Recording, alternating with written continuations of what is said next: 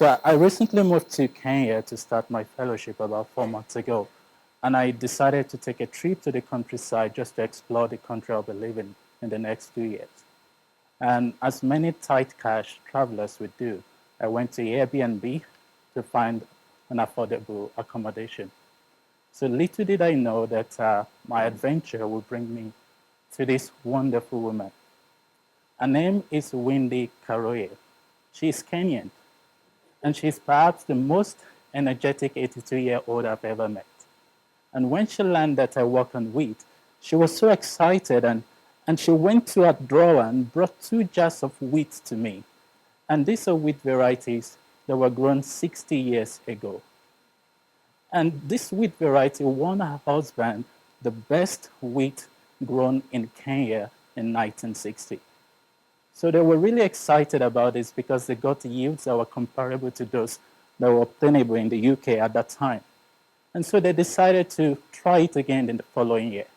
Unfortunately, it rained a lot, and they lost almost all of their wheat. Now, Wendy's 2 jars of wheat reminds me of two things about Africa. First, that actually Africa has the potential to grow wheat. And second, also, that there are challenges we need to face, especially in the face of a changing climate. And I also understand that this picture might remind you of the colonial past of wheat in Africa, particularly in East Africa. But I want to convince you that the story of wheat has changed a lot. Now, since the pre-colonial era, actually, the per capita consumption of wheat in East Africa has more than doubled. And that has especially happened in the last 10 years because of increasing urbanization and rapid economic growth in this region.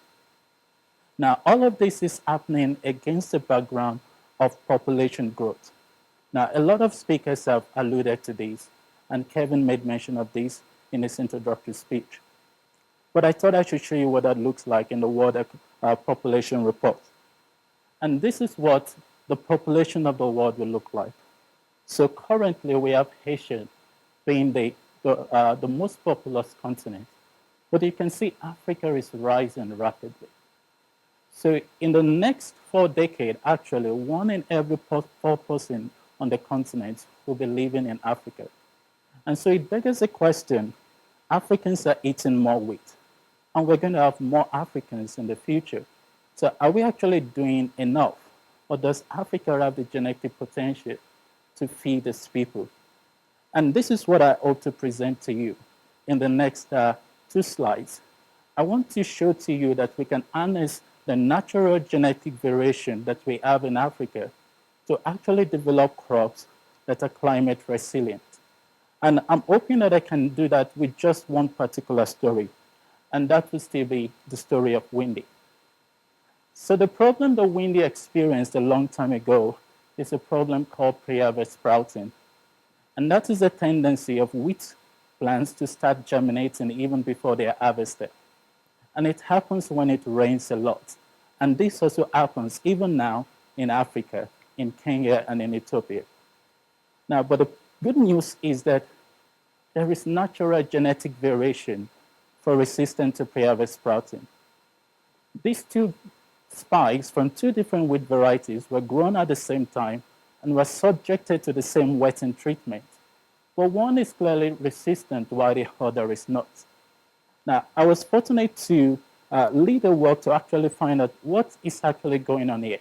What are the genetic factors inherent here that is making this line resistant? And I won't go into too much technical details. But we found a particular gene called TAMKK3. And we found that a mutation in this gene actually influences this phenotype. So the line that is quite susceptible to Preaverse sprouting has a non-functional copy of TAMKK3 with a particular mutation. But the line that is quite resistant to it has the functional copy. Now that we have this knowledge, we can actually start looking at the frequency of these genes in our population. And that was what I did recently. So I collected about 250 wheat varieties grown in Africa. And this is what we found. So the red bar represents the non-functional copy. and the blue bar represents the functional copy.